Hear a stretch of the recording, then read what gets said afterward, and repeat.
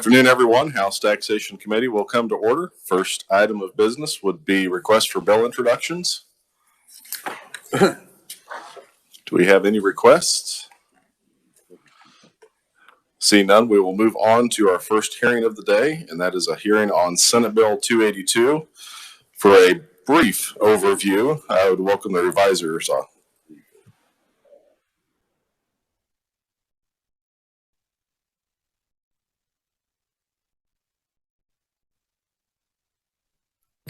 Thank you, Mr. Chairman. Senate Bill 282 creates several new income tax credits, along with also increasing the exemption from the statewide levy that's imposed, the 20 mils, or excuse me, the exemption from the statewide levy that's currently set. It would increase that. Sections 1 through 6 of the bill provides tax credits for the graduates of the aerospace and aviation-related educational programs and employers of such graduates. Essentially, the bill would create, I think, 3 tax credits. First one is for the employers would be eligible for a tax credit for reimbursement of tuition for qualified employees equal to 50% of the tuition reimbursed during the taxable year that the credit is claimed. The employer could also be eligible for a tax credit for compensation paid during the taxable year to a qualified employee in the 1st through the 5th consecutive years of employment. The credit would be equal to 10% of the compensation paid, and the credit could not exceed $15,000 annually for each qualified employee. The third credit would be for a taxpayer who becomes a qualified employee during the taxable year would be allowed a credit in an amount equal to $5,000. This credit may be carried forward for 4 years after the taxable year in which the credit is earned. The tax credits would be discontinued commencing in tax year 2028 and thereafter under the bill. Sections 7 through 12 would establish the Kansas Affordable Housing Tax Credit Act. This tax credit would be for qualifying developments in amount of the federal tax credit allocated or allowed by the Kansas Housing Resource Corporation, except that no tax credit is allowed during the first year of the credit period. The credit would be allowed to be carried forward for 11 tax years after the allocation was made. The KHRC would submit a written report to the legislature by December 31 of each year, containing information of the number of qualified developments, a description of the qualified developments, and housing and market demographic information. Sections 13 through 18 of the bill would establish the Kansas Housing Investor Tax Credit Act. The stated purpose of this credit would be to facilitate investment in suitable housing that will support the growth of communities that lack adequate housing by attracting new employees, residents, and families, and will support the development and expansion of businesses that are job and wealth creating enterprises. The director of the Housing and Development Finance Authority would be authorized to issue the tax credits for qualified housing projects to qualified investors who make cash investments in such qualified housing projects and to project builders and developers. Tax credits would be available to be carried forward for 4 tax years after the year of issuance. The tax credits may be issued by the director for there's a breakdown for counties with a population of more than 8,000, an amount not equal to $35,000 per residential unit. For counties essentially between 8 and 25,000, that amount would drop to $32,000 per residential unit, and for all other qualified housing projects, the amount would be $30,000. There's also a limitation that qualified housing project shall be limited to a total of 40 such residential units per year for both single-family and multifamily dwellings. There's an aggregate cap of $18 million per year in credits. However, pursuant to the bill, the director may carry forward a difference if not all that is used for the immediately succeeding year, so it could be greater than $18 million. There's also a limitation that not less than $2 million in tax credits would have to go to counties with a population of not more than 8,000, and not less than $2 million would also have to go towards counties between the 8 to 25,000 populations. Again, additionally, the director would submit a report on or before January 1 of 2023 concerning this credit. Section 9 of the bill would establish a new credit for qualified taxpayers who have made or purchased school or classroom supplies during the taxable year. The credit would be up to $250. And as used in the bill, qualified taxpayer means an individual who is a Kansas resident and is employed as a public or private school teacher. Sections 20 and then 22 through 24 would establish a new claimant for calculation under the Homestead Property Tax Refund Act for persons 65 years of age or older and or disabled veterans. The claim would be computed by deducting the claimant's base year ad valorem tax amount for the homestead from the claimant's homestead ad valorem tax amount for the tax year in which the refund is sought. The current $700 maximum homestead refund would not apply to these new claimants. And then lastly, Section 21 increases the current $20,000 exemption of residential real property from the property tax levied pursuant to 72-5142, the school levy. That would increase to $65,000. And then there will also be an annual adjustment starting in tax year 2023 to reflect the average percentage change in statewide residential valuation of all residential real property for the preceding 10 years. And with that, I'd be happy to stand for any questions. Thank you. I got a message that our audio was not working. Could you? No, I'm kidding. Totally kidding. I'm kidding. Committee, are there any questions for the reviser? Seeing none, thank you very much. I'm sure Kathleen was chomping at the bit to come up here as well, but we'll have the Department of Revenue give also a very brief overview of the fiscal note. Mr. Chairman and members of the committee, Kathleen Smith with the Department of Revenue. I thought I'd go through each program if that's okay, so it won't be real brief at this point. Like Adam said, sections 1 through 6 are for the graduates of the aerospace and aviation programs credit. We are estimating around $7.9 million beginning in fiscal year 2024, which would continue on then for 25 and 26. We made some assumptions that we'd have 500 new graduates that would be able to participate in this program. And as Adam said, there's 3 different credits within the program. So there'd be 2 for the employer and then 1 for the employee. So for the total of those 3 credits, again, we're estimating around $7.9 million. Section 7 through 12 is the Kansas Affordable Housing Tax Credit. Again, that begins with tax year 2023. We are estimating that in fiscal year 2024, the impact would be a negative $7.4 million. When we initially issued the fiscal note, we didn't really understand how the program worked at the federal level. We have now learned that it is a 10-year program for the project. They get it spread out over 10 years. And so our estimate initially was incorrect. Now we think that for fiscal year 2025, it will increase now to negative 14.8. So for each year, it's going to increase by 7.4 million until it equalizes at the 74 million for the 10-year program. So for fiscal year 2024, a negative 7.4 million. For fiscal year 2025, negative 14.8. And for fiscal year 2026, negative 22.2 million for that specific program. Sections 13 through 18 is the Kansas Housing Investor Tax Credit. This begins with tax year 2022.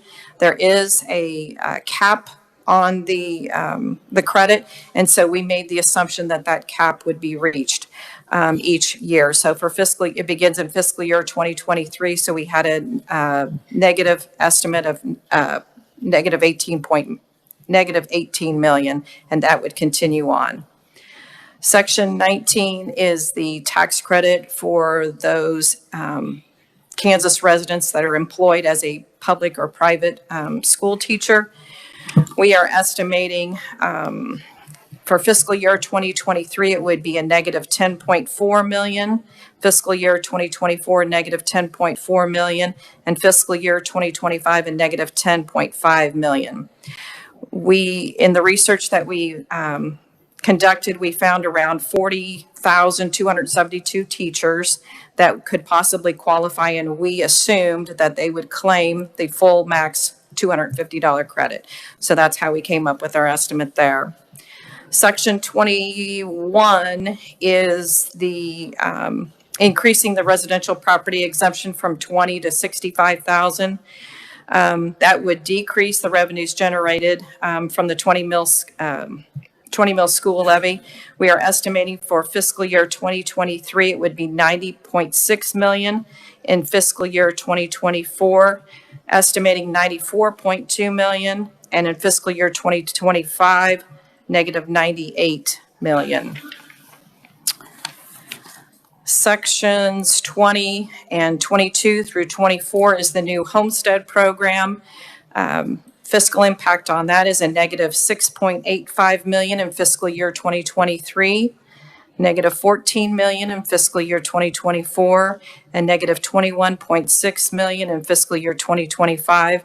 It does begin in tax year 2022, and we're estimating around 78,000 households would be able to qualify under this program.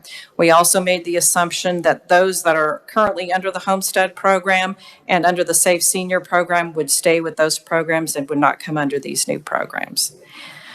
So, in all, if I've done my math correctly, all funds for fiscal year 2023, it would be a negative 125.9. Fiscal year 2024, a negative 151.9. And fiscal year 2025, a negative 170.8. And with that, Mr. Chairman, I would stand for questions. Thank you very much, Kathleen. We appreciate that information. Committee, are there any questions? Representative Wassinger. Thank you, Mr. Chair. That wasn't the totals for all of them together? That is correct, all funds. That is the total for all of the different programs together? That is correct. Okay, thank you very much, Kathleen. Sure. Thank you, Mr. Chair. It was brought to my attention, we don't have the fiscal note for that. It was just the aerospace, so we don't have a combined document to share with the committee. Or we do not. You did get a sup note that was prepared by the KLRD, but we made some changes based on information that we have found out. So we can issue a revised fiscal note, which then KLRD would get and issue a revised sup note. okay, yeah, if we could distribute that to the committee once that's available. Okay, thank you. Committee, any further questions? Seeing none, thank you, Kathleen.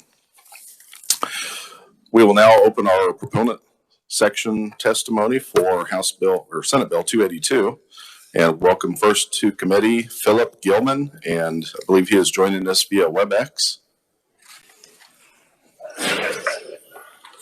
Can you hear me? Yes, loud and clear. Please go ahead. Great. Well, good afternoon, and thank you, Chairman and members of the committee. My name is Philip Gilman. I work for Sugar Creek Capital, a national leader in state housing tax credit investments. I'm here, of course, to speak in favor of Senate Bill 282, specifically its creation of a state affordable housing tax credit program in sections 7 through 12, as was just mentioned. The federal low-income housing tax credit program is our country's largest and most successful tool for the creation and preservation of affordable rental housing, and a state housing tax credit program is the most efficient way for Kansas to leverage and expand on that federal investment.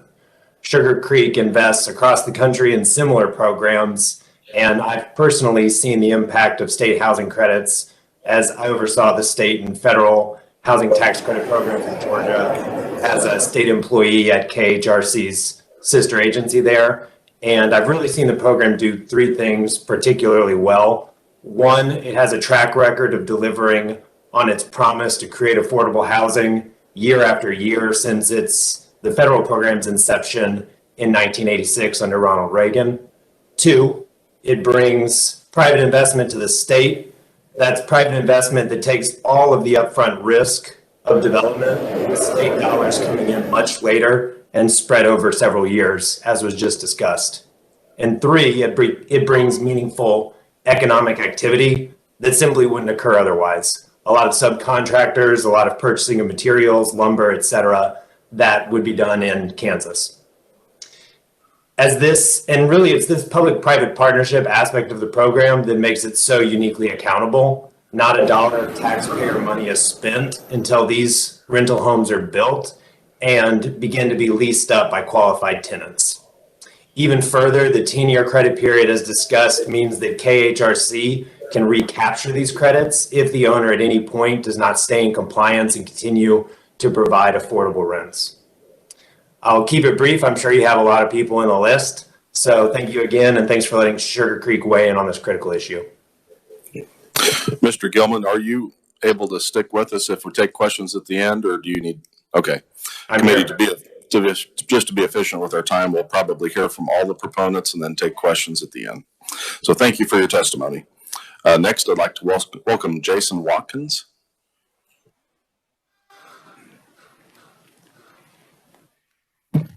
Thank you, Mr. Chairman. Jason Watkins, appearing for the Wichita Regional Chamber of Commerce. We had bad news and good news for you. The bad news is you have to hear from me again on the aviation tax credit. The good news is the Senate finally passed it. So hopefully this is the last time you'll have to hear from me on this. And I will try to be brief because I think everybody in here's.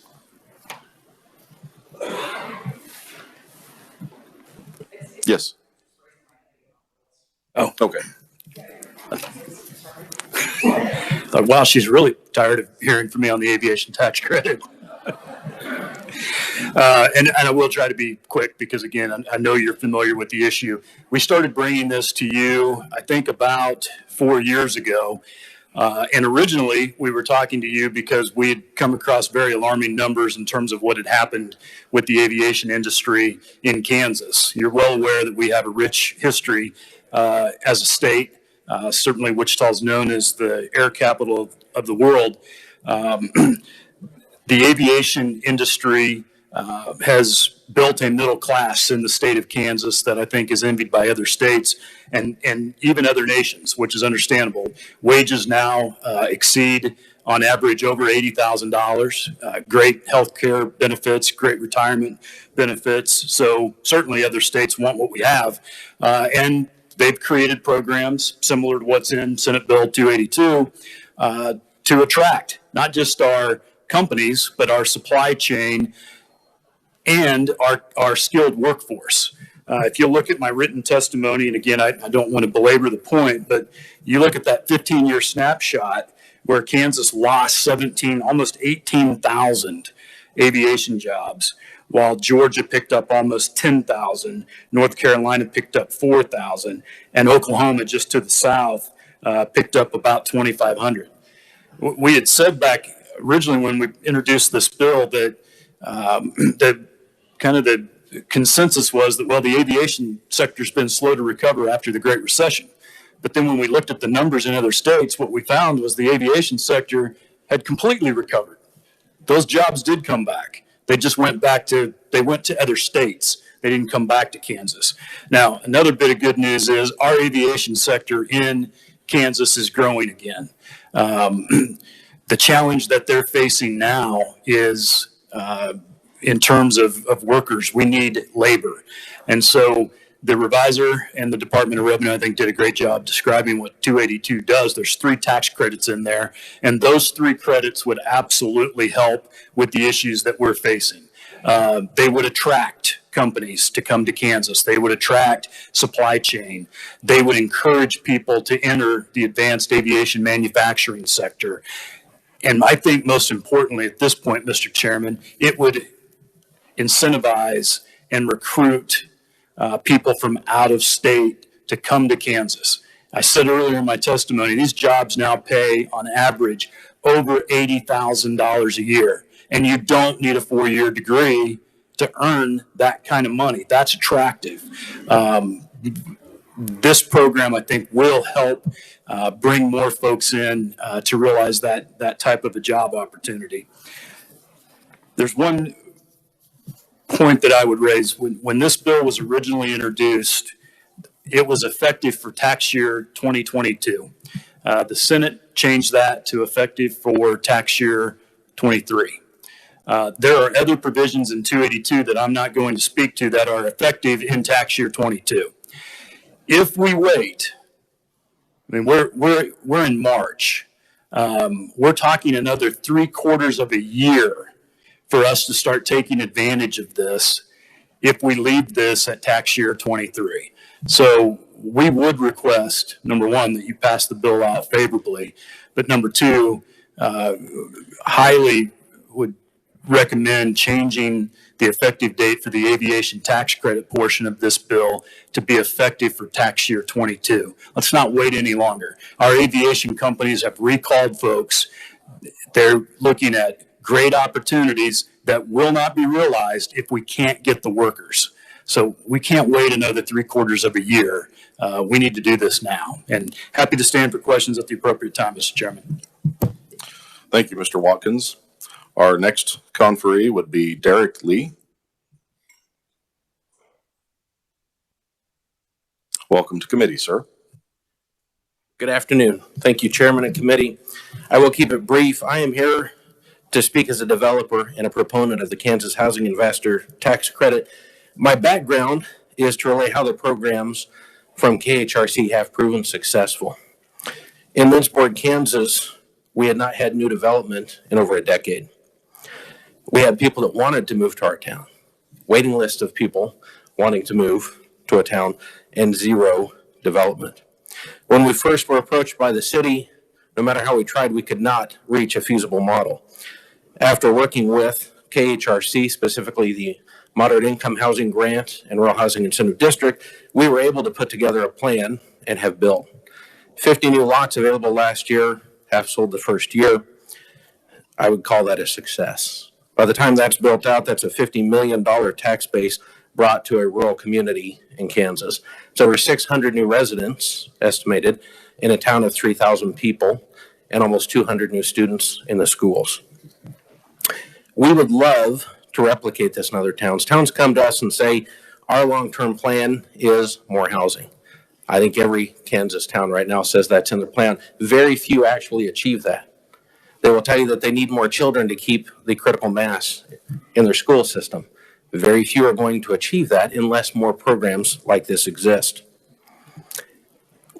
Of the towns that have approached us, 1 in 5 with the current programs in place are able to feasibly have a new development. With the tax credits, we estimate that a majority of those towns would be able to have a development. We have a contract pending now with a veteran that just got out of the service that, because of the programs put in place in Lynchburg, is able to buy a new home that otherwise would not be able to stay or move to that area.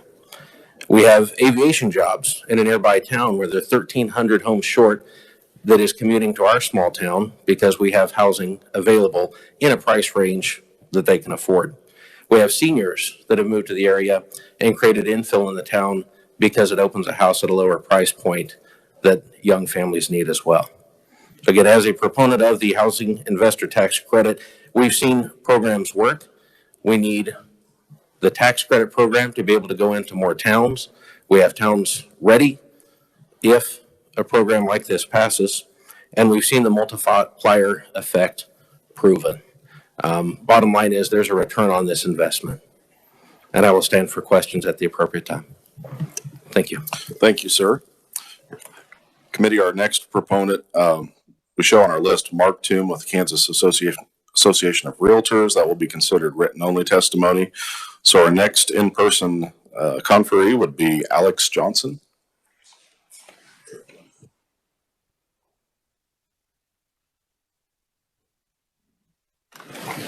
Welcome to committee. Thank you. Thank you for having me, Chairman Smith and members of the committee.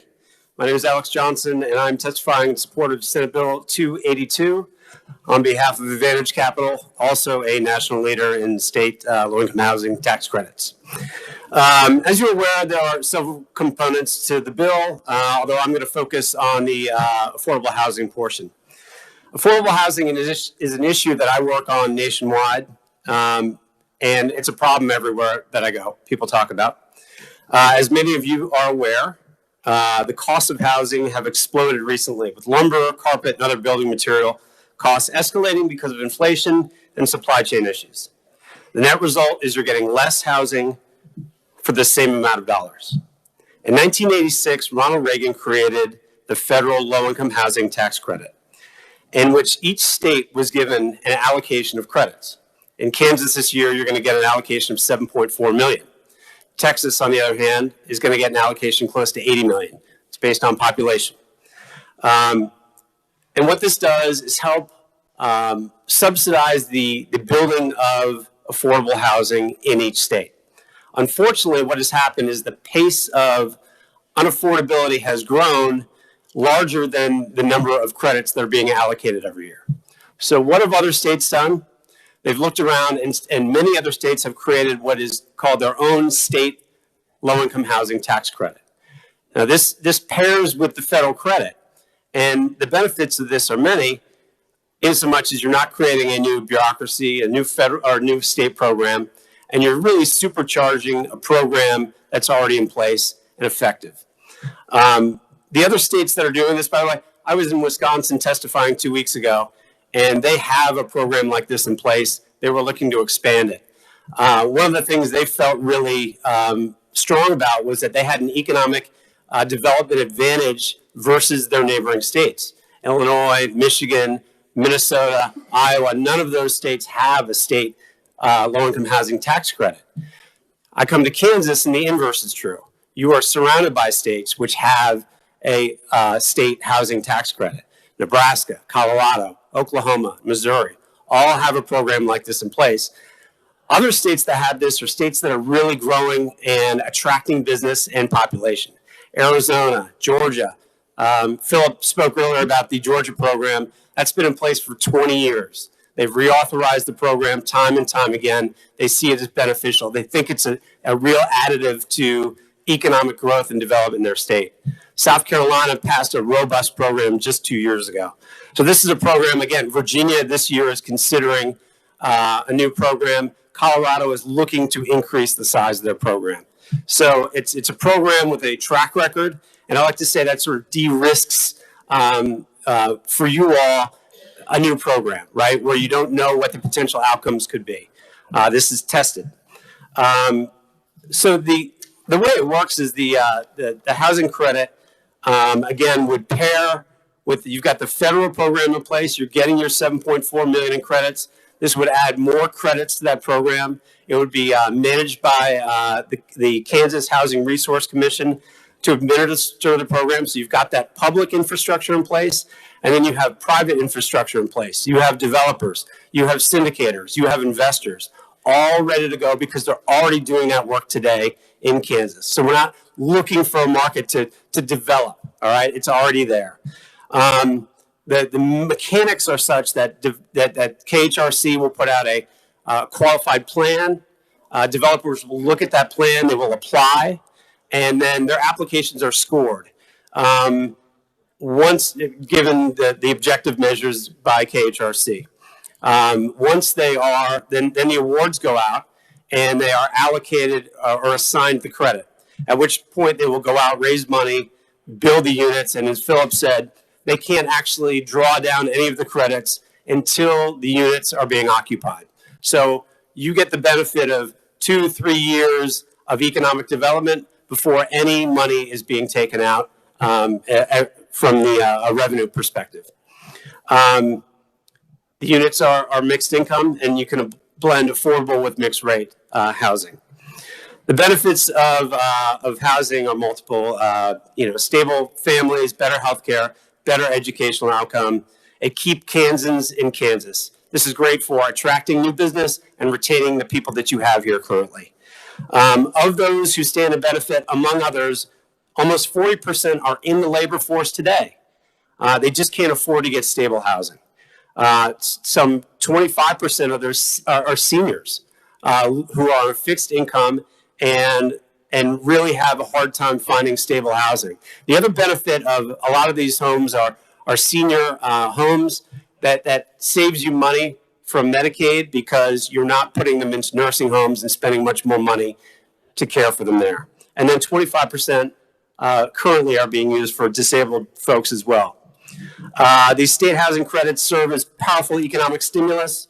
The National Association of Home Builders study, based on these consideration estimates, the first year economic impacts of building 100 apartments and a typical credit would account for $8.7 million in income.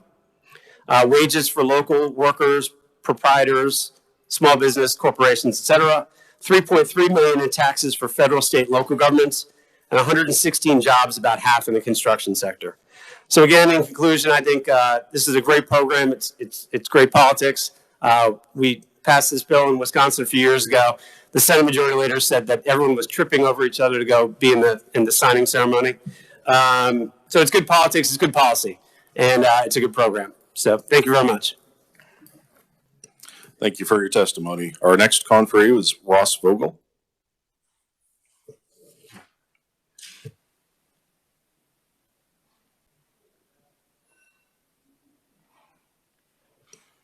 Welcome to committee. Thank you, Chairman Smith. Thank you, members. I see a lot of faces that I think have heard a lot of housing testimony previously, so we won't rehash it. In fact, I won't say anything I said this morning because most of you heard it and some of you heard it elsewhere. Here's the reality. I was talking to Representative Clifford on the way in about the first project I did in this realm of, I'll call it attainable housing, in 2012 in Garden City. A great project where we brought local business people together to kickstart the housing that was needed there. Still a ton is needed. So that's 2012. We moved forward to 2021, and the problem's only gotten worse. And the homes that were built in the 50s and 60s and 70s are now getting old, and if they haven't been taken care of, are starting to not have a useful life anymore. The reality is, after driving across the state, thinking about, it's a long drive across Kansas, as some of you know, thinking about this issue, and I'm not listening to sports talk radio, it's not going to fix itself. I'm a market guy. The market should fix itself. It's just not going to. And last half of last year, we spent 6 months talking to different individuals and stakeholders in different groups.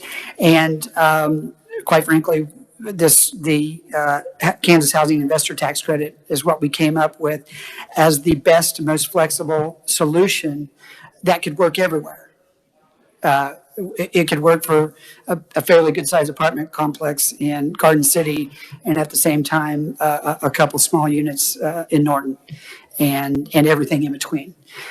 So that's why that we proposed it, and we appreciate your consideration and would gladly stand for questions at the appropriate time. Thank you for your testimony. Our last proponent conferee would be Alex Orrell.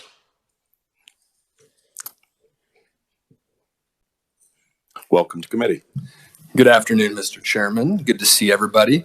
Like the previous conferees, you've heard a lot of housing testimony, and I am here before you to testify specifically in support of the Kansas Housing Investor Tax Credit and the Affordable Housing Tax Credit Act. If you're on the House Commerce Committee, the House Financial Institutions and Rural Development Committee, or the House Appropriations Committee, I'm sorry you've already heard this testimony, so I'll try and stay brief. But bottom line is, those two pieces within this bill are a very good piece of legislation that we have supported throughout the process. Housing is a significant need in our state. It was realized within the study, the statewide study that was released at the end of December last year. I actually had the pleasure of serving on the technical committee that provided feedback from that study. And I'm going to read you one of the goals and strategies from that study. If you have not read the statewide housing study, I would encourage you to at least look at it. It is a big document. It's almost 300 pages, but they do have a highlighted version of it that highlights goals and strategies, and that's what I'm reading from here. But this is the number one issue that was listed here. And this is regarding adding up or freeing up more middle income housing. Capital or incentives for these projects is often harder to find, and returns on investments are seen as lower. To address this, a mix of incentives should both improve existing housing units and generate new construction. That is straight from the study. That's the first goal that was listed through there. We do believe both of these programs meet the goals and strategies of the study. They would help. Anything that we can do in our state that adds more tools to the toolbox to make housing more affordable, attract new residents, new businesses, and new jobs, all parts of our state, is good for the long-term sustainability of Kansas. And we do believe these do that. So I appreciate the opportunity to be here today, and that my proponent testimony is for specifically the housing piece. But appreciate that, Mr. Chairman, and I'll stand for questions at the appropriate time. Thank you, committee. That does conclude our proponent testimony. So we will take questions, and if you have a specific conferee you would like to address, please state so, or just open it for any conferee. First on the list was Representative Clayton. Thank you, Mr. Chair. And this would just go to any of the conferees. Of course, I'm familiar with this because it went through the Commerce Committee last year. And those of you who are following this might remember when we worked the bill, there was an attempt to add vouchers to that bill. I don't know if I necessarily need to hear anything from you all here today, but if you could please ask legislators to keep this clean once it gets to the floor and to not make it weird, because I do think that this is a good policy, but I have concerns about passing this to the floor, lest it potentially become a vehicle that is anti-school. If anyone could speak to that, I'd be happy to hear that.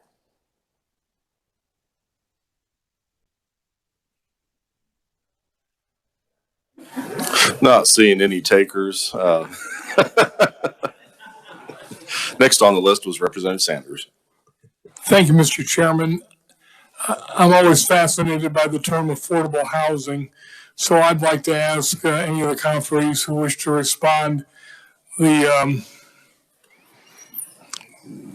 1,250 square foot house, what price range do you think is affordable? All right, Mr. Gelman.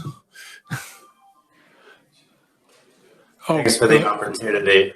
Can you hear me, Representative? Yes. Yes, sir. Thank you, sir, and thank you for the question. And I'm sure some of the people in person can answer as well. Let me know if the overtop sound is annoying. Happy to defer to them. But so in the low-income housing tax credit program, rents are set at a national standard, but based off local realities. So when you think about affordable housing, or as I've heard, attainable housing, what you're really looking at in this program primarily is what is referred to as 60% of the area median income. And so if the area median income in a town is, let's say, $40,000, rent needs to be affordable to a household earning at that rate. So 60% of that rate. So you're looking at working class families. You might be talking about your barista at Starbucks, your school bus drivers, often teachers and firefighters, maybe at that income level, but usually someone making somewhere in that range of $10, $15, $20 an hour, people who are wage earners, or seniors with fixed incomes, as Alex mentioned. So affordable rents then have to be set specifically in this program at 30% of that household's income, and that's including utilities. And so if you're looking at a rent of, say, in the market, maybe you're seeing a market product at $1,000 a month or $1,200 a month, this program would be coming in somewhat significantly below that, but you're not talking about ground floor rents. You're talking about $700, $800. It's going to change market to market based off the incomes and what an individual can afford based off what the realities are in that area, and those are set and updated on an annual basis. Thank you. I saw Mr. Lee start to hop up.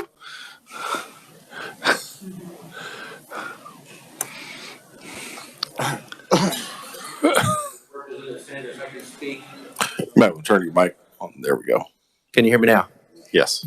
So Representative Sanders, I can speak to in our market in Lynchburg, Kansas, and I can also tell you it's fairly unique in that the median income there is higher than a lot of communities in Kansas, especially those that we've spoken to.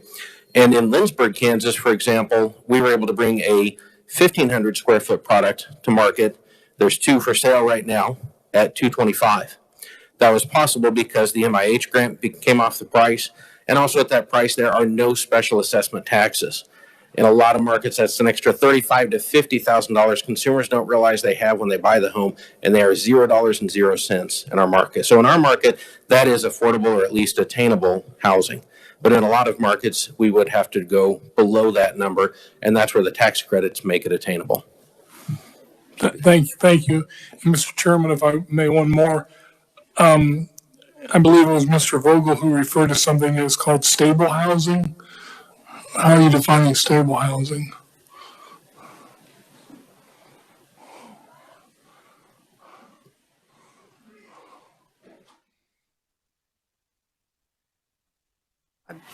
I must have enunciated really poorly.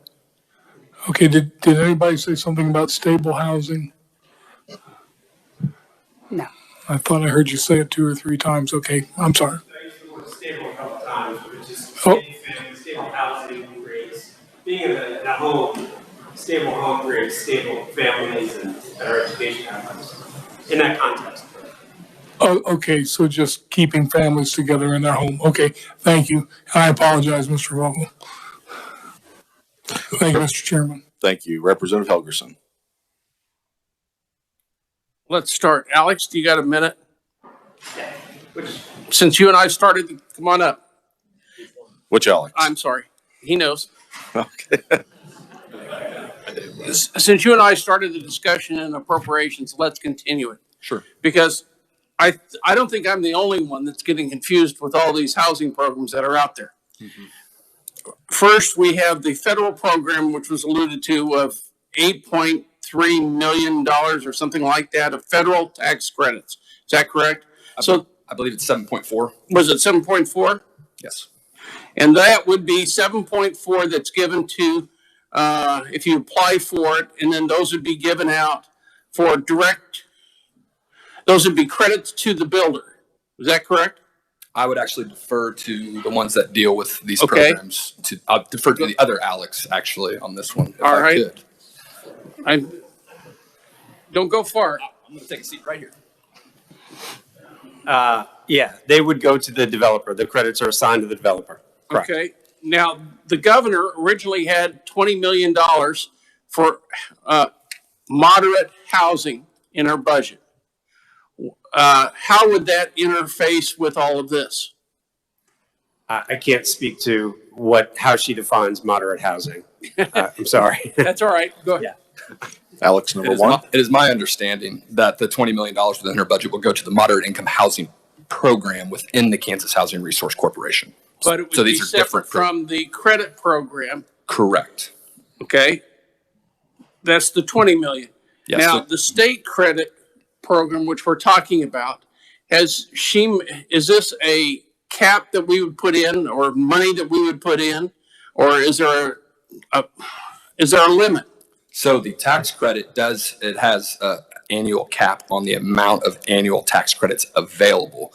The appropriation that the governor's proposed and what's been discussing with the coalition that we've been working on that testified before the House. You mean the 50 million? 50 million, that is the appropriation, and that is up to a one-time appropriation. That is a policy decision by the Appropriations Committee. But the 50 million, is that what funds this tax credit? No, two separate. Okay. So we have a tax credit. What's the cap on the tax credit? So it's 7.4 million for the LIHTC program, and it is $18 million for the other tax credit program. Okay, so we have 7.4 Fed, state credit 7.4 plus 18. We have 20 million that originally was the governor, and now we have another 50 million. You want to send me that document, because I figured I'm going to have to bone up on this if we're going to spend $100 million.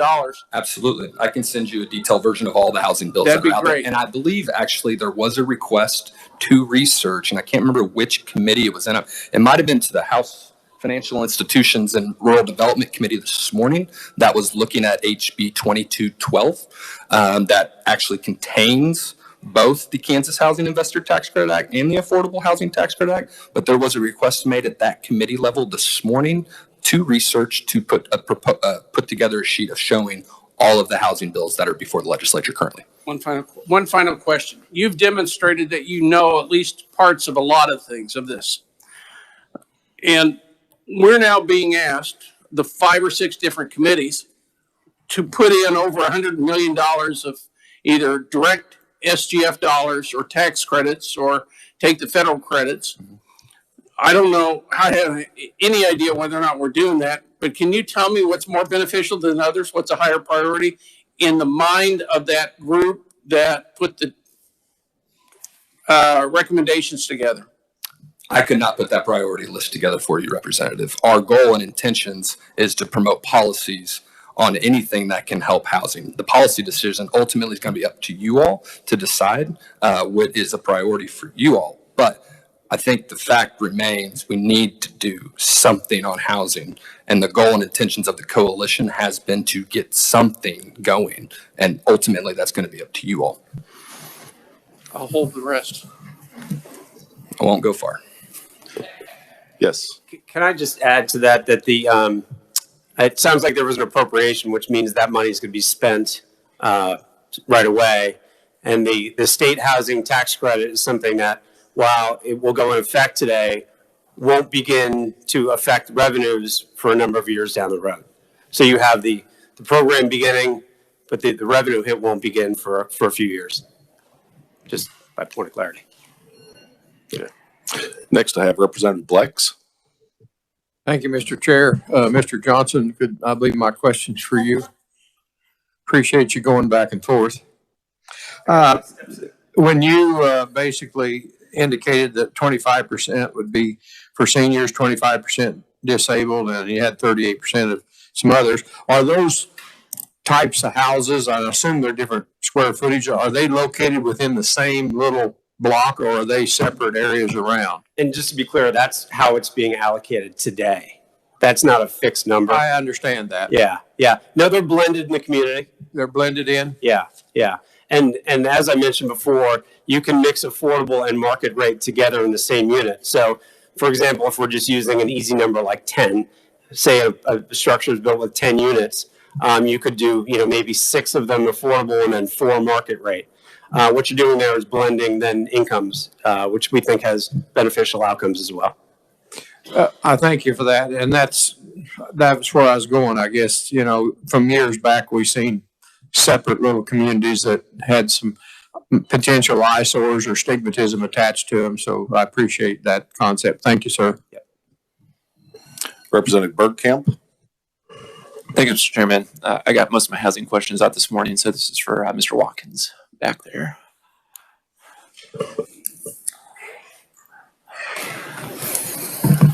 Thanks for your testimony, Jason. I was just curious on your data about jobs that have left Kansas. Do you know how many of those were related to Boeing when they left, by chance?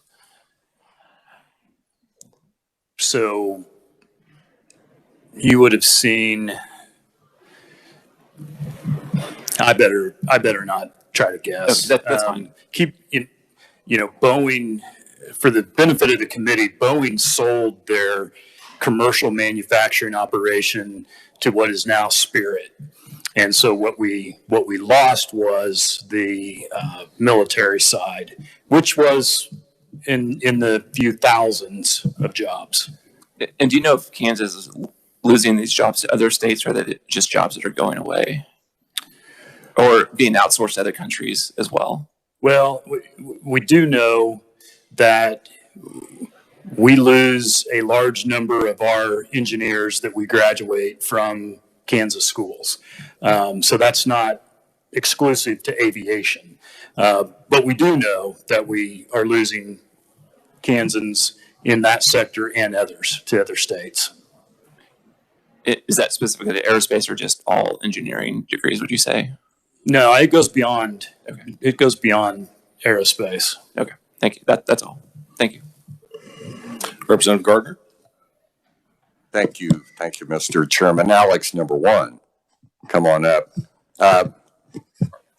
Alex, just, I've heard, I'm with you. I believe if we're going to add jobs, we need affordable housing. We know there's a shortage. And in particular, I keep hearing about Dodge City.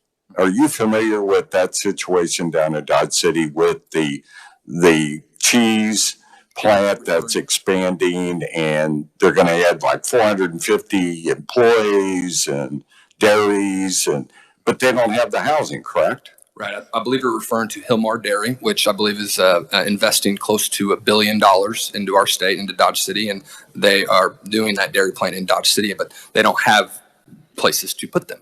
And they have testified with us and our coalition in support of some of these housing, and do believe that enhancing some of the current tools of the Kansas Housing Resource Corporation, whether it be the $50 million appropriation or doing these new types of tax credits to incentivize development, could help that situation. Committee, are there any further questions? Representative Sanders. Thank you, Mr. Chairman. Jason, this would be for you. Do you have any insight on why the Senate wanted to change the effective date?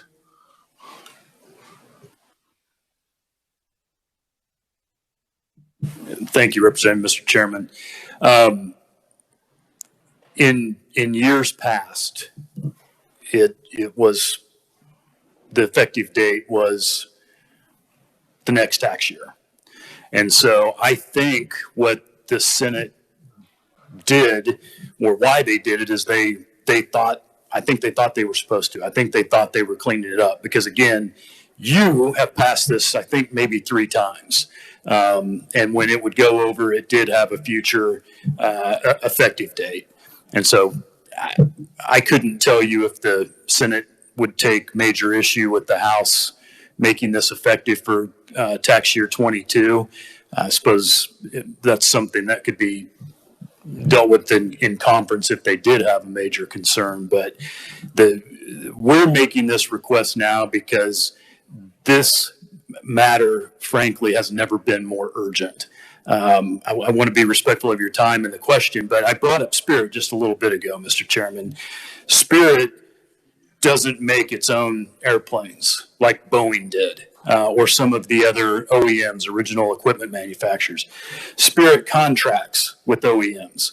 And so Boeing or Airbus will come to Spirit and say, we want you to build the fuselage for the 737 MAX, or Bell may come and say, we want you to build this component for one of our helicopters. Spirit has multiple locations around the United States and indeed around the world. And so when those opportunities are presented to Spirit, they're going to go where the people are, where they can get workforce. And talking to the folks at Spirit, they have a lot of opportunity in front of them. And talking to the folks from Spirit in Wichita, they're saying, we've got major opportunities and we need workforce, we need workforce. The bottom line on this is the urgency is there, because if we can't get the workforce to Kansas, those billion-dollar opportunities are going to go to other states. Thank you. Thank you, Mr. Chair. Representative Baker. Thank you, Mr. Chairman. Jason, thanks for your testimony. So I have friends in the aeronautical engineering industry. I went to school with them and stuff, and you're right, none of them live in Kansas. Maybe we ought to call those guys and ask them what the deal is. Why do they keep leaving? Why? You know, they grew up here. There's some relationships here. Whenever you ask them, they always tell everybody how proud they are to have gone to Kansas schools, and they still call this home, but they don't live here. So maybe we need to do an exit survey or something. Well, Mr. Chairman, I appreciate that question. And while I'm a lifelong Kansan and couldn't imagine leaving, plenty of people do. And I did reference earlier in my testimony that the aviation tax credit portion that's in Senate Bill 282 is not the brainchild of any of us. We're simply copying what other states are doing. So I think that's part of the answer, Representative. These are great jobs. These are great careers. These change the trajectory of people's lives because of the pay and because of the benefits, and other states want it. And they've gotten really, really aggressive with tax programs and other economic development incentives to lure the companies and the employees away. Committee, in the interest of time, we'll take one last question, and that is Representative Abercamp. Thank you, Mr. Chairman. For Mr. Watkins. Sorry, Jason. So for tools in the toolbox to attract aviation employees and retain aviation employees, maybe not necessarily for this bill, but maybe a future option. Just a straight question. Do you believe that a good tool to attract and retrain aviation employees would be a very simple, clear, robust school choice voucher for the children of aviation employees?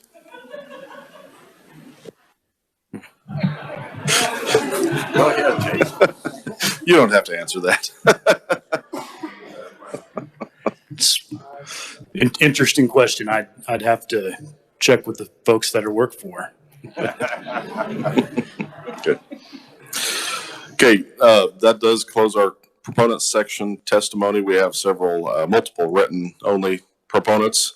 We do have one, I believe it's written only, opponent to Senate Bill 282. Is there anyone else wishing to appear on behalf of Senate Bill 282? Seeing none, we will close the hearing on Senate Bill 282 and turn to our next item of business, which is a hearing on Senate Bill 326. And turn to the reviser first for an overview.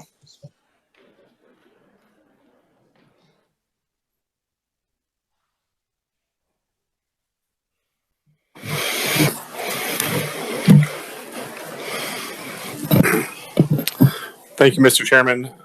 Senate Bill 326 also provides an income tax credit. This would be for qualified railroad track maintenance expenditures of short line and associated rail siding improvements.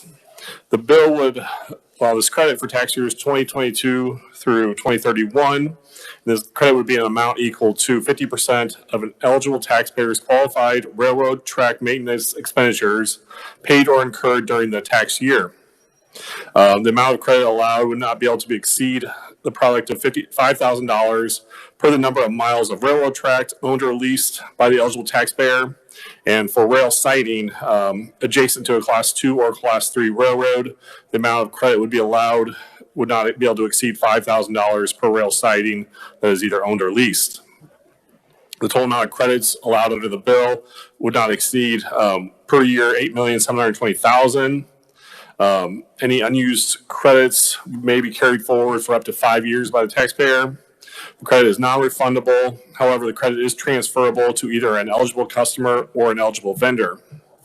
Additionally, the Secretary of Revenue would be able to have the authority to adopt rules and regs necessary to administer the provisions of the credit, and the Secretary of Transportation would have the authority to adopt rules and regs to permit verification of the eligibility of an eligible taxpayer's expenditures for purposes of the credit.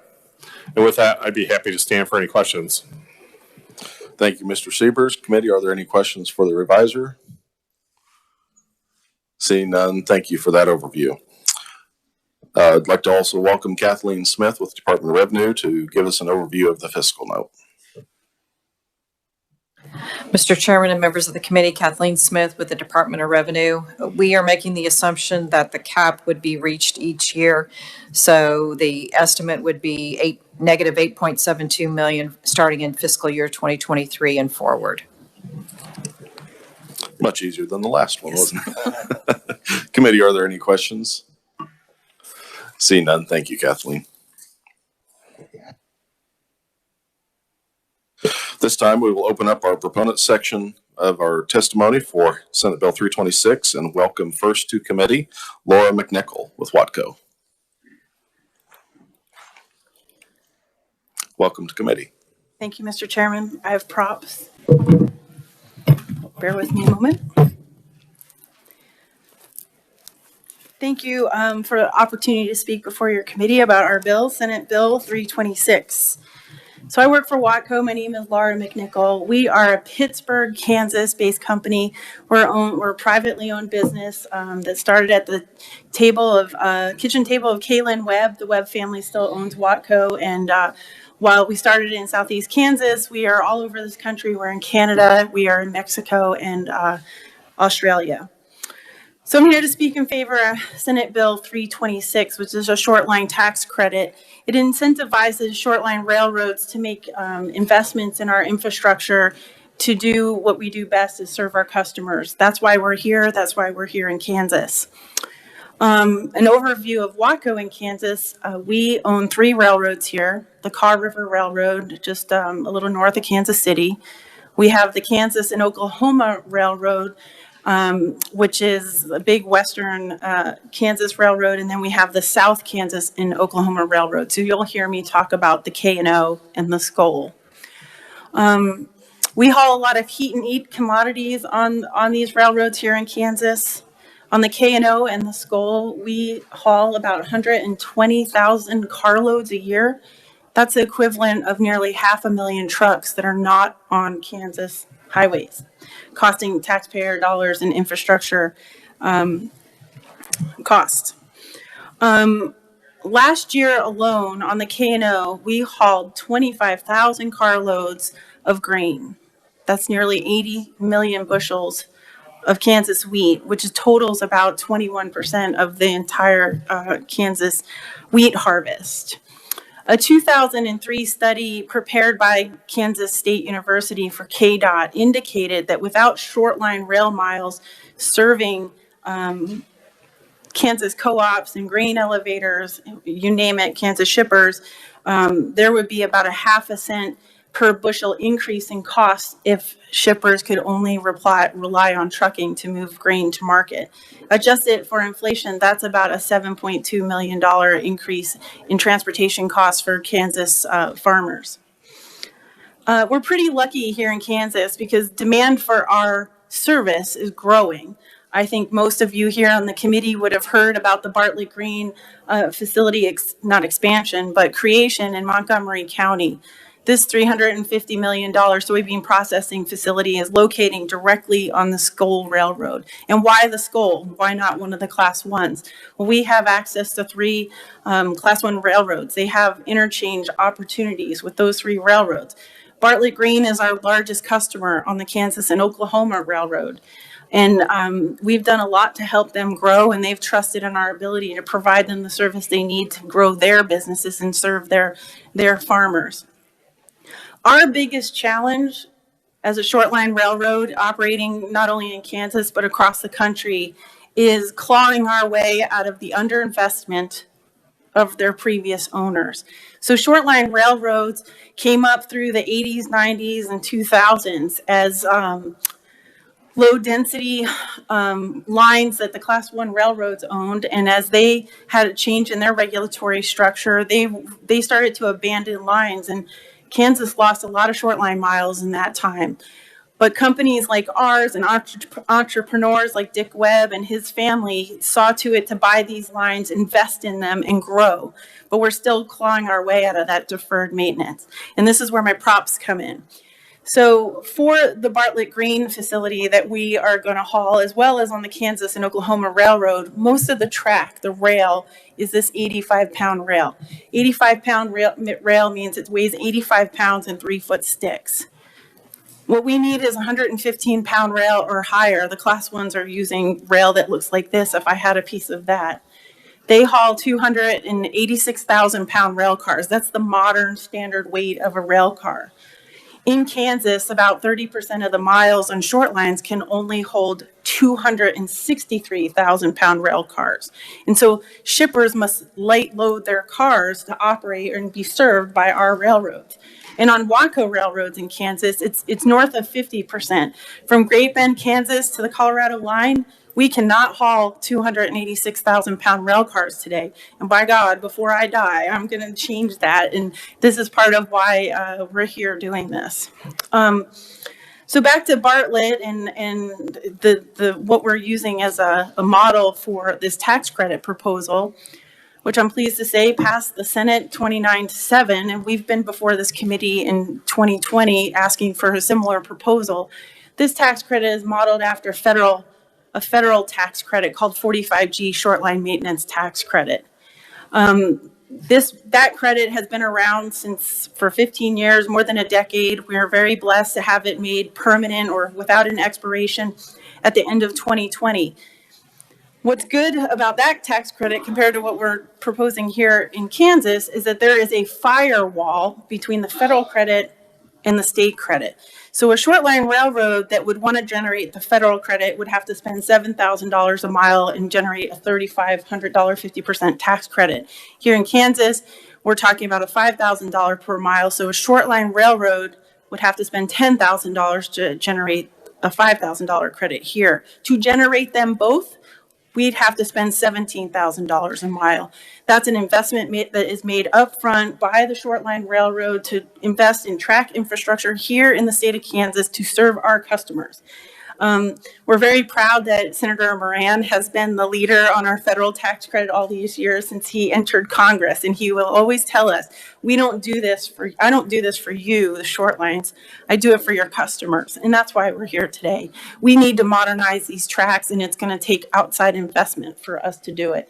And time again, it's been proven that it's wise taxpayer dollars to make investments in short line railroads because of the trucks that we keep off of the highways, but also the options that shippers and receivers have here in Kansas to keep transportation costs low. One last comment, these are investments that last generations. The rail that we have on the Skull was rolled in 1923, so almost a century old. These investments last a long, long time, for decades and generations, so it's a wise use of taxpayer dollars. I think with that, I will turn it over to you all if you have any questions, but I appreciate the time to talk about our bill.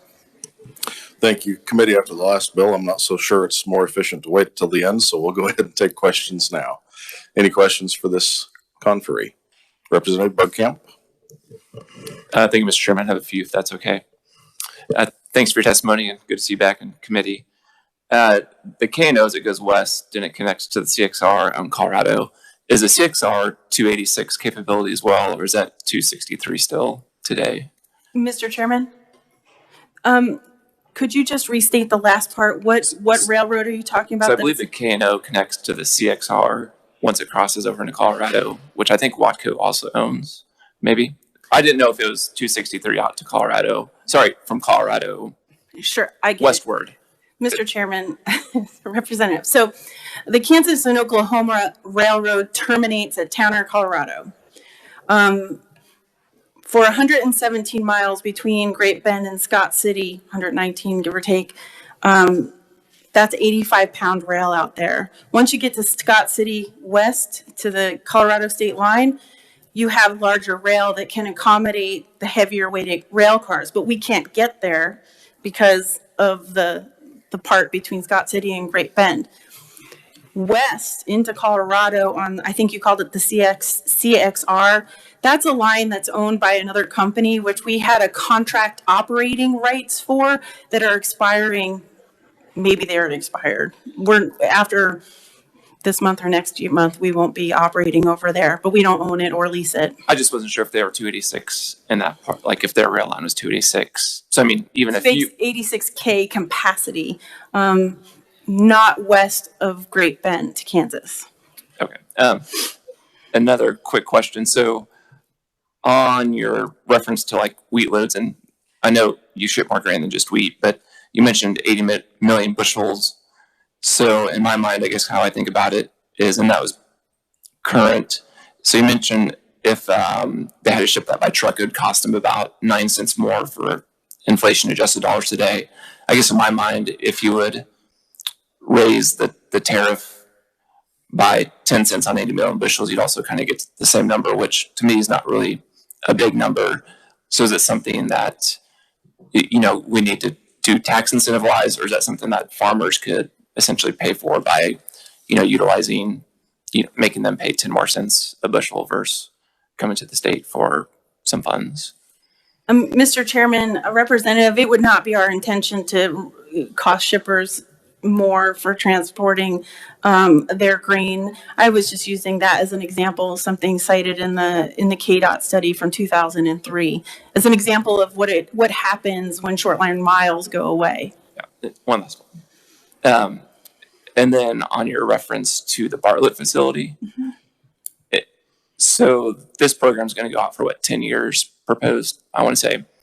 So if part of the upgrade necessary is to reach Bartlett, would it be fair to effectively say maybe that we're kind of subsidizing them building that facility by helping out with the rail expenditure? Or was that part of the process when they came in? Sure, Mr. Chairman, Representative, the Bartlett Green investment that is needed on the Skull Railroad is kind of separate and distinct. This proposal here before the committee is a short line maintenance tax credit. The big transformational investments that are needed on the Skull, which are frankly $46 million to be able to do what the Bartlett is asking of the Skull starting next year, is going to have to come together in some other way. This helps us over time move away from this and into this. But it's not direct to Bartlett. It's direct to all the customers. Okay, thank you. Representative Sanders. Thank you, Mr. Chairman. Approximately how many miles of short line rail are there in the state? And you say that some have gone away, like in the last 10, 20 years, how many miles have gone away? Mr. Chairman, Representative, so according to the KDOT study that was done in 2003, Kansas lost close to 2,000 short line miles. I'm going to let my colleague or my business associate who's testifying next talk about the exact miles. For our company, we're somewhere in the 900 mile range, but you just divide $8,720,000 by 5,000, and that'll give you the amount of miles we have in the state. Sorry, I don't know the exact answer. Can't do that in my head, but thank you. Thank you, Mr. Chairman. Representative Prael. Thank you. Representative Corbett. Thanks for coming. I think there's two things that probably the committee knows is that probably for the taxpayers that pay property tax or pay taxes in this state, railroads are probably, if not one, they're number two. Sometimes they're one and two. I don't know. But anyway, and the other thing is that there's nothing that will haul freight per gallon better than a gallon of diesel on a train. I mean, it's the most economical way to move freight, and you're already there. It just seems kind of foolish not to keep it running and keep it running. So, thank you. Thank you, Mr. Chairman. 1 gallon of diesel will haul 1 ton of freight 400 miles on a railroad. A little better than a 18-wheeler. Representative Stogstill. Thank you, Mr. Chair. Yeah, I was just curious. I know you had mentioned that Senator Moran had been championing your request here, and I was just reading how much money is going to come in to improve our railroad system across the country in this new infrastructure bill at the federal level. Would this be a better ask at the federal level to have our congresspeople and senators working on that rather than at a state level? Looks like to me they're going to have a lot more money to play with than maybe we are. Mr. Chairman, Representative, that's an excellent question, and I'm very glad you asked it. So at the federal level, the Skull Railroad has an open federal grant to get a portion of that railroad, ironically, not the portion that Bartlett needs. The total project cost is $40.6 million. We just started buying ties and materials for that project. We were awarded it in February of 2020. Right. So those grants and stuff that are eligible at the federal level are highly competitive. They cost railroads a ton of money to invest in just applying for a project that you might not get funded. The tax credit idea, like Mr. Moran at the federal level, and the tax credit that we are pursuing here and that is in 7 other states, helps incentivize railroads and give them planning opportunity to invest in their infrastructure, not pitting my railroad against the Kyle Railroad, against the Garden City and Western or the Cimarron Valley Railroad. We're all in it together. And if we want to spend the money, we are incentivized to do that, to invest in track infrastructure in this state compared to the uncertainty that comes along with federal dollars and the time and cost that goes into administering those grants. I encourage you to talk to John Maddox at KDOT. He'll tell you all about how hard it is to deliver those projects. Thank you. Representative Kessler. Thank you, Mr. Chair. Thank you, Laura. I've heard you speak before, testimony before, and one of the things that kind of took me a little bit by surprise was when we're talking your short lines, and one thing that really stood out in the previous conversation I've had was the fraction of the money that you guys make off of your short line versus the big guys. Can you touch on that a little bit? Sure, Mr. Chairman, Representative, another great question that was written in my testimony that I did not bring up is the fact that the economics of short line railroads are such that we don't have the revenue necessary to make the transformational investments that our infrastructure needs to modernize the lines. And this is, again, all about track infrastructure. So, many studies have been done, but the most recent, a PwC study that we had done at the federal level. So we haul 30% of the freight as short line railroads. We make 5% of the revenue. And please know we're not complaining. We know who brought us to the dance, and we're very grateful to the class ones that saw to it to allow entrepreneurs like us to buy these lines and keep them active and keep the communities we serve connected to the national freight network. Committee, any further questions? Seeing none, we will move on to our next conferee. Thank you for your testimony. Our next conferee is Ryan Biddle.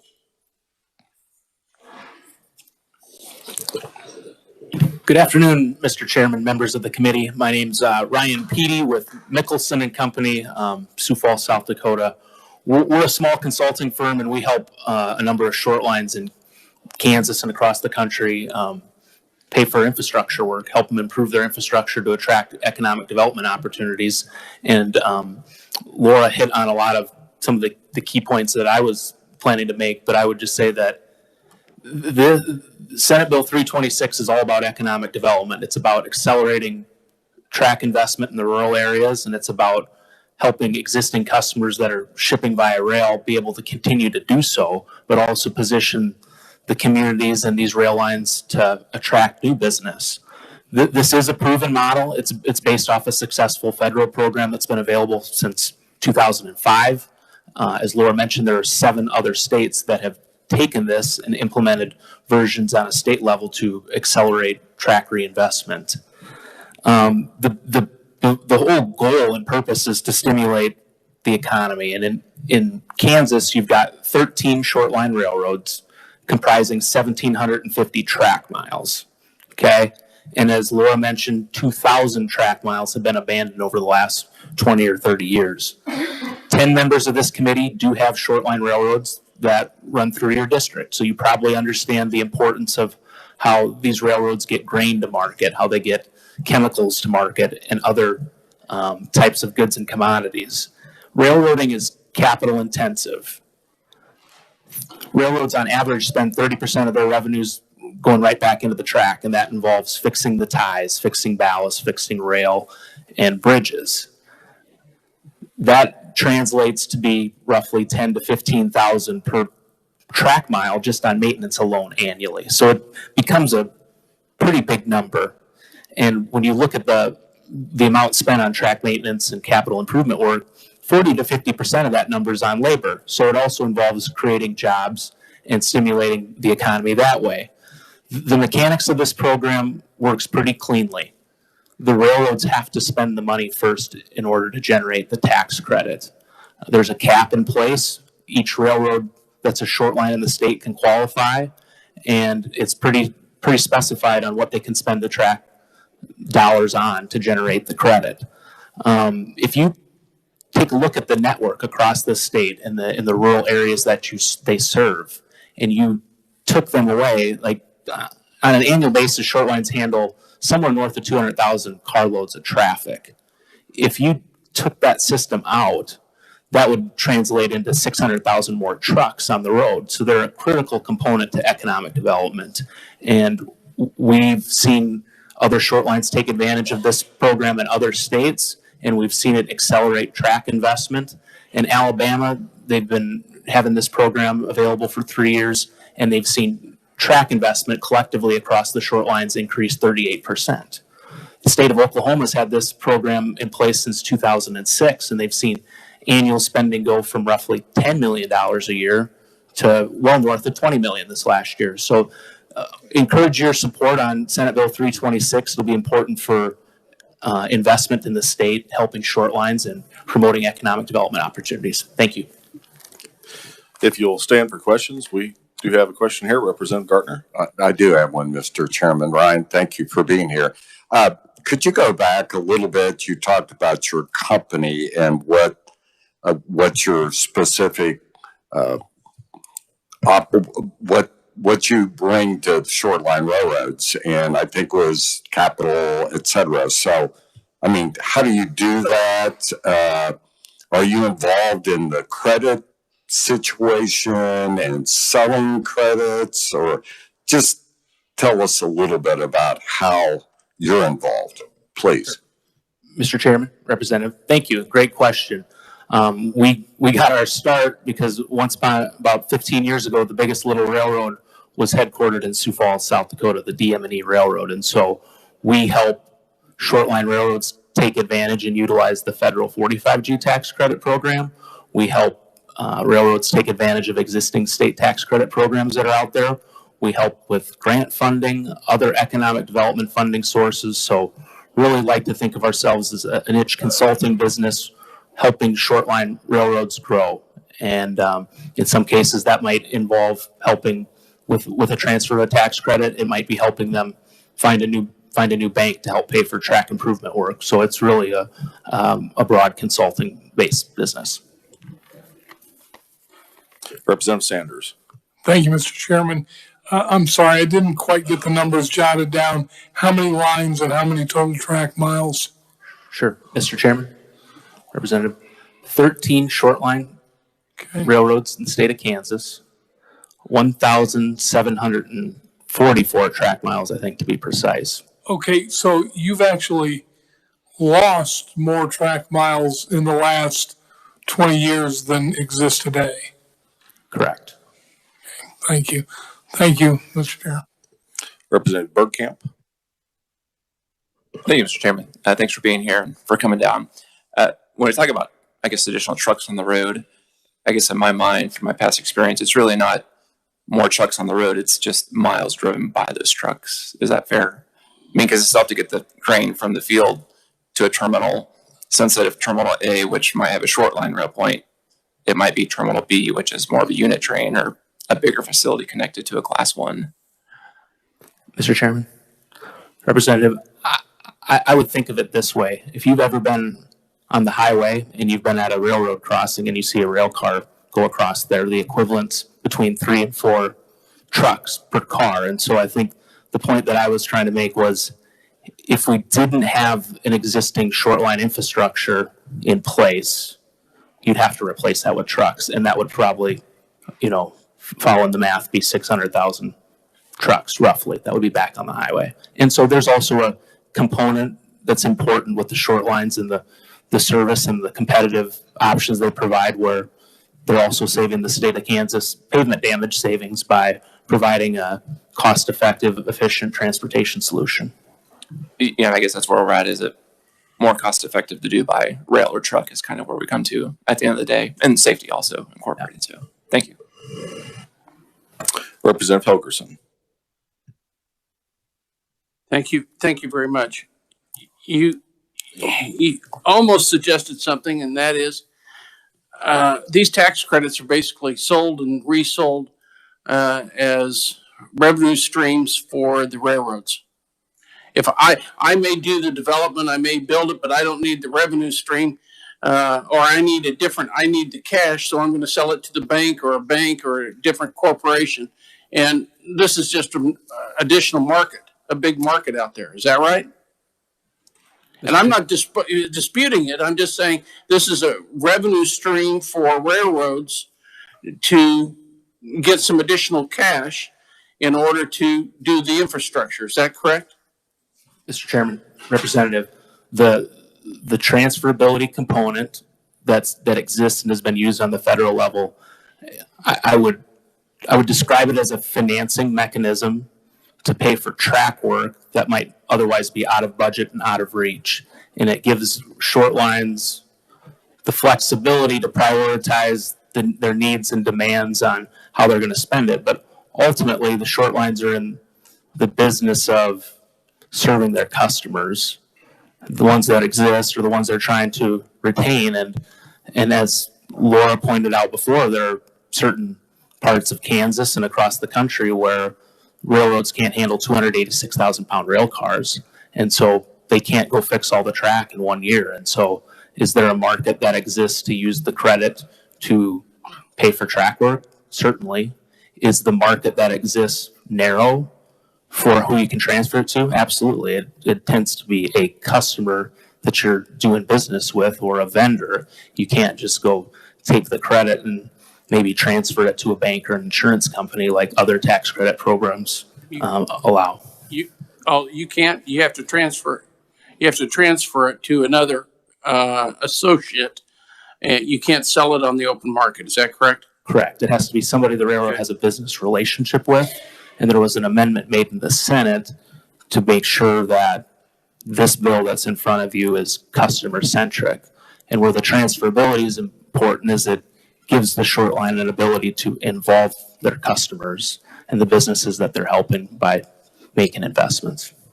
I've heard everybody talk about the idea that this is saving so much on our road system. Should we take the $8+ million from the gas tax? That's not for me to answer. Thank you.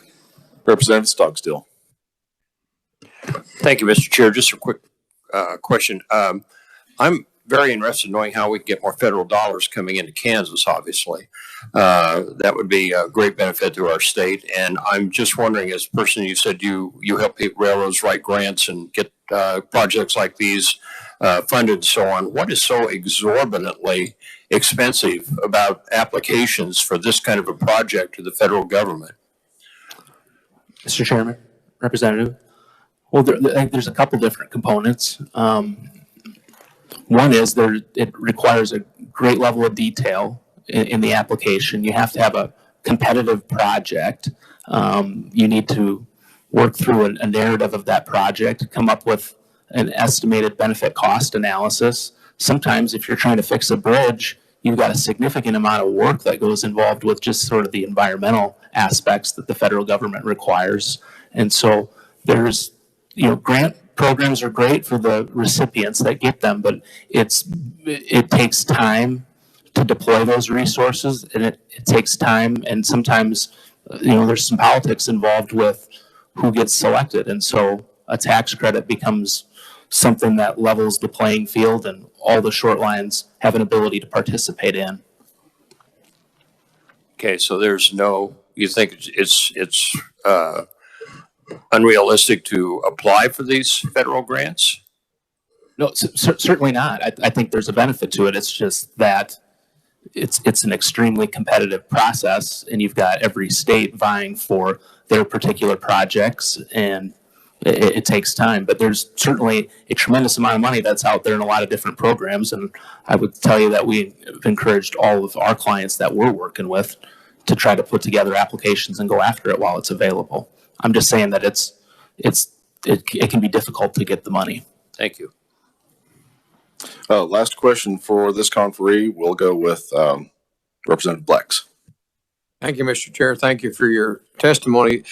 As part of your consulting work, do you work with the short lines about a point A and a point B destination where there's a lot of high volume use of the potential of increasing the cost benefit ratio of increasing the speed, being able to increase the speed?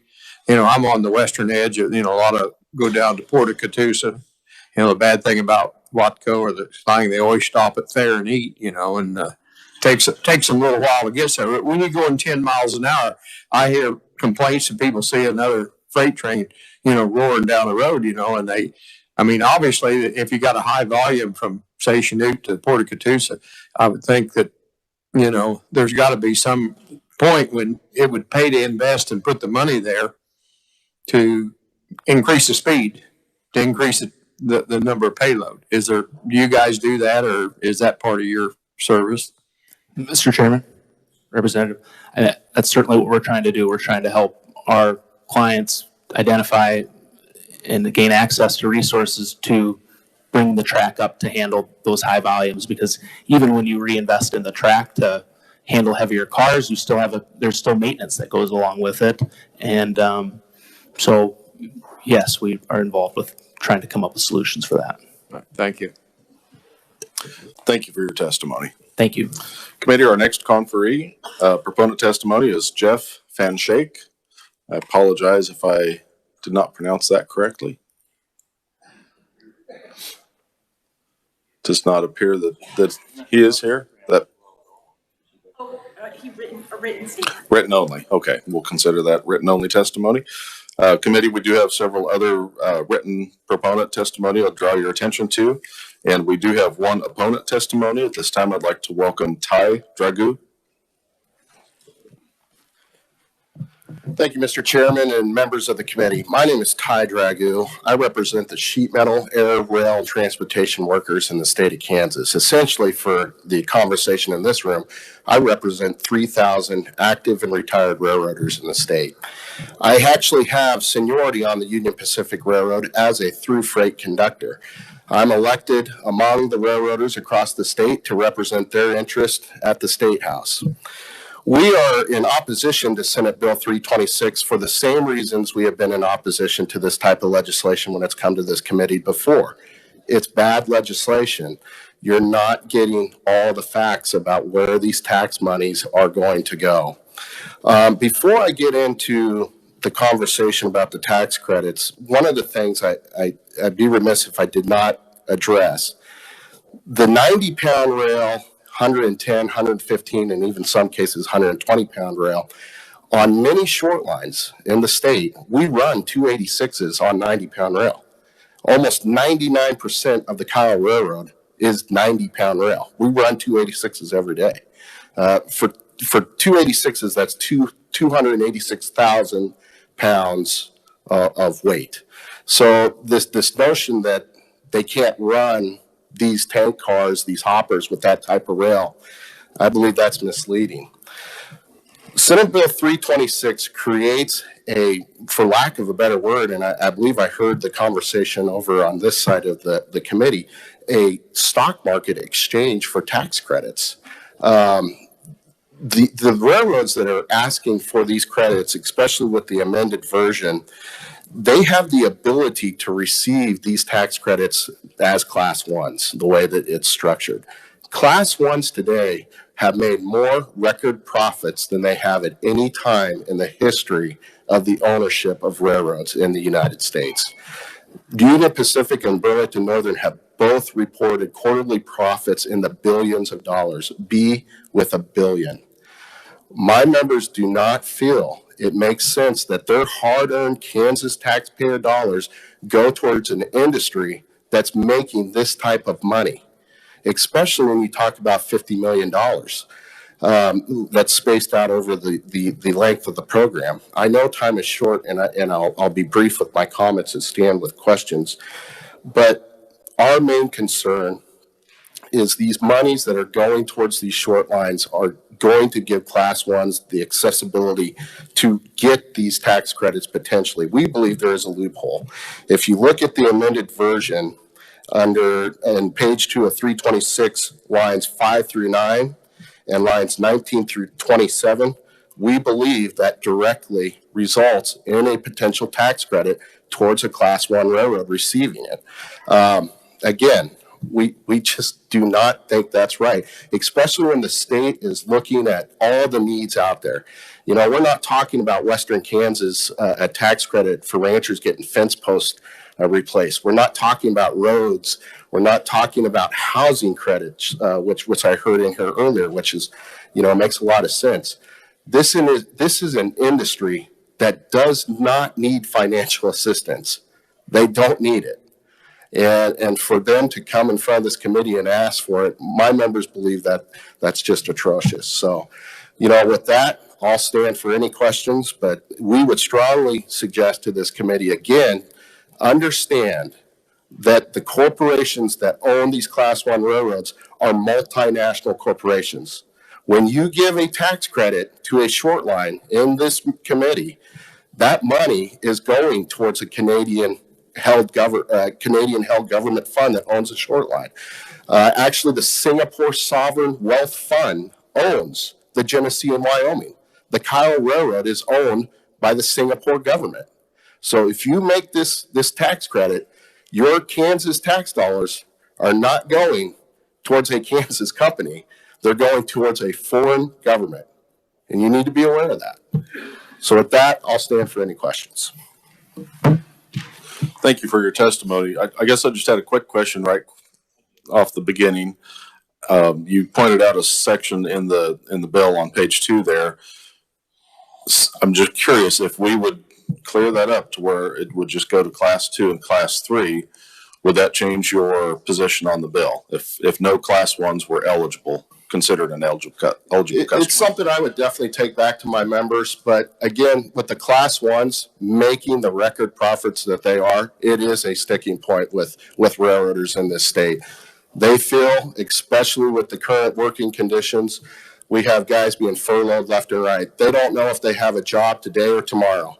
And so when they hear legislation like this being proposed in their capital, in their state house, their paycheck money is going towards a record profit industry. And tomorrow they don't know if they have a job. I think they'd be receptive to it, but it's something I'd be more than welcome to discuss with you as you work the bill. Representative Corbett. Thanks for coming. The question I have for you, whether these upgrades are made or not, it has no effect on whether your members have more people working or less people working. You don't care whether the upgrades are made or not, correct? Not necessarily. We do care that the upgrades are made from a safety sensitive standpoint. But that brings me to another point that I was remiss because I know we're short in time. The state of Kansas, too, already has a short line improvement fund. So they already receive in the Ike program and I may be wrong, it may be $7 million now, but I know it's at least $5 million a year to receive these types of improvements. That's already in the Ike Transportation Fund. It was 10 years ago in the T-Works Fund, $50 million. So it's just another ask for you to do maintenance improvement. So the reason we supported the Ike program, we supported the T-Works, there was government oversight. It went through KDOT. They saw the projects that were being done. There were people at the table that knew this was a safety improvement thing. The project was going back in the state of Kansas. The work was being done in the state of Kansas. It wasn't some fancy way to build an exchange to trade tax credits. We knew the work was being done, and a lot of times we were at the table saying, yes, this is a safety improvement. This does need to be done. So again, the state of Kansas and KDOT does have a program that addresses this already to the tune of 5, and I believe it may be 7 million now, but I will get back to the committee with that every year. Representative Sanders. Thank you, Mr. Chair. I want to go back to the safety issue. So are you saying that the existing lines are just as safe as what the heavier rails would be? I'm not quite tracking with that. So are you saying with the weight of the rail? Right. I mean, the proponents were testifying that they need heavier rails, and you're saying... My testimony is that is not true, because we ship 286,000, we call them 286s as railroaders. We ship those and move those on 90-pound rail every day in the state of Kansas. So you would think it would be also inaccurate that there are people short-loading their cars? That I would not know. That'd be a question maybe for the shippers. Okay. All right. Thank you. Thank you, Mr. Chair. Representative Epley. Well, thank you, Mr. Chairman. I think it was partially addressed. I was trying to figure this out because not being in the railroad business, I was unclear. We heard pretty strong testimony that we need to replace these rails and that they can't take the capacity of 286,000 pounds. But your opinion today before us is that they can and they don't need, there's not the need for replacement as being opined here. To clarify even more, it's not the rail. The rail itself can hold the 286s. If there are structural things, it would be culverts and bridges. That's where you're going to run into your issue with the weight. But we have hundreds of members that are maintenance away workers that have built railroads for 30 years. I can bring them up this committee and they can explain it to you. But the issue is not the rail. The issue is when it comes to the 286s, it would be the bridges and the structures that the rail sets on top. Okay. I guess then the other question is on the class 1 and class 2, class 3. I read the bill and I've looked carefully at, again today, and last night, and I didn't see where they talk about class one in this bill. I thought it was referring to the short line railroads only. Well, you're correct, and the devil's in the details, correct? Okay, well, help me understand where the devil is. So when they say eligible customer, that means uses class 2 or class 3 short line railroads. Right. I believe one of the conferees before me even said, we have interchanges with class 1s. We have service agreements with class 1s. Under this legislation, an eligible customer would be a class 1 railroad. Okay, thank you very much for that clarity. Yep. Representative Blex. Thank you, Mr. Chair, and thank you. So if maintenance is an issue, you'll agree with that, and it needs to be addressed. And it seems like to me your concern is with where the ultimate tax benefit would end up. Would you support, say, putting more money into the IKE program in lieu of a tax credit? Our organization, first and foremost, does not believe the state of Kansas taxpayers should be subsidizing railroads, especially during record profits that they've seen in the last few years. That being said, if this body does want to grant tax handouts, we would much rather like the model under KDOT because of, one, the government oversight, the ability for stakeholders to be at the table, and it doesn't create this, like I said, I call it a stock exchange it's a revenue stream is what they've created in here. That to me would be a much wiser use of Kansas tax dollars. Thanks, sir. Thank you, Mr. Chair. Committee, are there any further questions? Seeing none, thank you for your testimony. Thank you, I appreciate it. Committee, that does conclude our testimony that we have submitted on Senate Bill 326. Is there anyone else wishing to appear on behalf of 326? Seeing none, we will close the hearing. And committee, I know it's late, but I want to run through one quick bill. And that is final action on House Bill 2732. This is the Gage Park Improvement Authority Act. And I would look to the reviser first for an overview. Sure. Thank you, Mr. Chairman. Just quickly, House Bill 2732 would enact the Gage Park Improvement Authority Act. The Board of County Commissioners of Shawnee County could authorize the creation of a Board of Governors who would control this Gage Park Improvement Authority. And they would also allow, subject to an election, an imposition of a sales tax in a rate between 0.2 to 0.5%. And with that, I'd be happy to stand for any questions. Thank you, Adam. Are there any questions, committee? Seeing none, body, what are your wishes on House Bill 27? I just forgot it. 2732, I believe, Mr. Chairman. Representative Gardner. Yeah, thank you, Mr. Chairman. I would move that we pass out House Bill 2732. Thank you. Do you have a second? Representative Baker on the second. Committee, any discussion? Turn to the reviser. We did create a kind of a technical amendment. I'll allow him to hand that out and explain the amendment.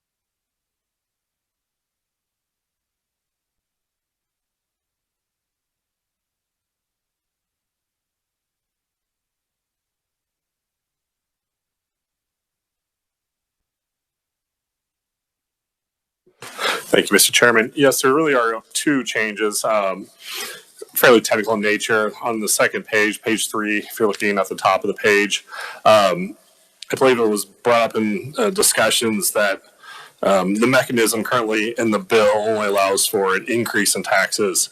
In the event that either there'd be a decrease or an elimination of the sales tax, the provision, new paragraph F, similar to what is included when for just the normal countywide retailer sales tax. They have to go through the same process. If they want to either lower the rate or remove the tax completely, it would have to be approved by the Board of County Commissioners and then at an election to either decrease or eliminate the sales tax completely. And then additionally on page 7, it's purely technical. The language was inadvertently left in, I believe, from a prior or from it's extra language. It's really nonsensical. So it strips out language that's not needed. Thank you, Adam. Committee, are there any questions on the amendment? If not, I will make a motion to approve the amendment and look for a second. Second, Representative Epley. And any further discussion on the amendment? Seeing none, I will close and move my amendment. All those in favor, please say aye. Aye. Opposed, no. Amendment passes. And any further discussion on the bill?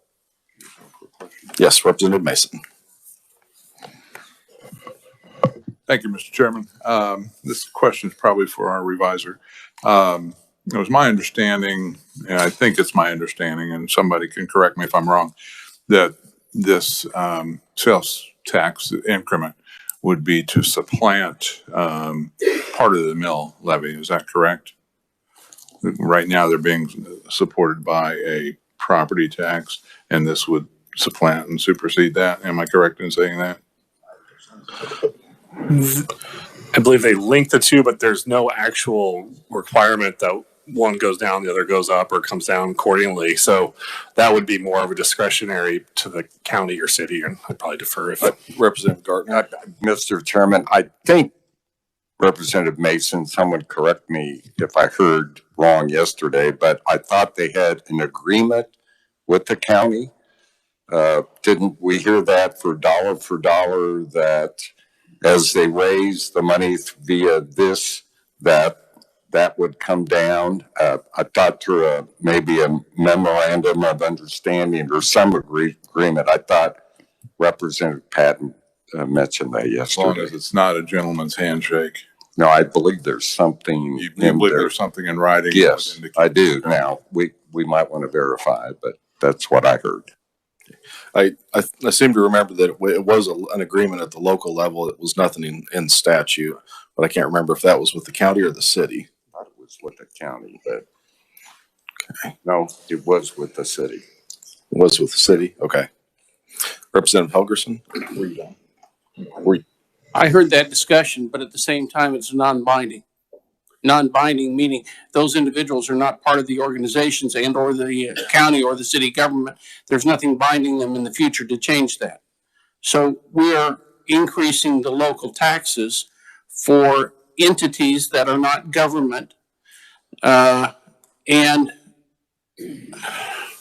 I am still looking for an example where we have ever raised the taxes for a non-governmental entity like these three, and they're great. You know, believe me, I used to run a children's science museum, so it's great, it's fantastic. But we're starting a whole different trend then, where governmental entities that have taxing authority, if they want, counties and cities, if they want to raise the property taxes or raise the sales tax and fund these organizations with governmental dollars and have the controls of governmental dollars, they can do that. What we're doing, though, is saying, well, I think they can probably get the voters to agree to support this great, zoo. And I think the zoo's fantastic. But I have some real questions about moving in this direction, not only for how it would work here, but how it'll be modeled after other sharp bureaucracies in Wichita or other areas and say, well, I can't develop a downtown plan for Wichita, but what let's do is carve out and we'll have the symphony or in fact, we have the music theater group that's here asking for tax breaks. This is going down a different road we've not gone before, and I really have some hesitations about doing that. Representative Clayton? Never mind. Representative Corbett. I think the representative, what will probably happen is they'll raise taxes on both the sales and the property, and the zoo will just get bigger. The Gardner Pavilion will be huge. Representative Baker. So, thank you, Mr. Chairman. So there's a license and management agreement that says they have to give back the property tax. So that's the answer. That's with the city? It's in writing. Yes. Okay. Where is it in writing? Where is it? Is it a management agreement with the city? It's in there. It's on my phone. Okay. And my phone is very intelligent. Did you ask Fred Patton? I asked Representative Patton, and that is correct. Okay. Representative Alcala. Thank you, Mr. Chairman. Whitney, just nod yes or no. The city agreed to fund it for a period of time, and then the funding stops. That's why they're wanting this sales tax so it can kick in to make up the difference. Yay? Nay? No? Then that's not, I'm not sure then. But I thought that was the agreement, that the city would zero out the funding after a period of time. They'd be on their own. Any further discussion, committee? Seeing, okay. Representative Gardner, you may close. I close, Mr. Chairman, and move that we pass House Bill 2372 as amended. Committee, you've heard the motion by Mr. Gartner, Representative Gartner, to pass favorably. Those in favor, please say aye. Aye. Those opposed, no. The ayes appear to have it. The ayes do have it. Motion carries. Committee, thank you for your patience, and we are adjourned.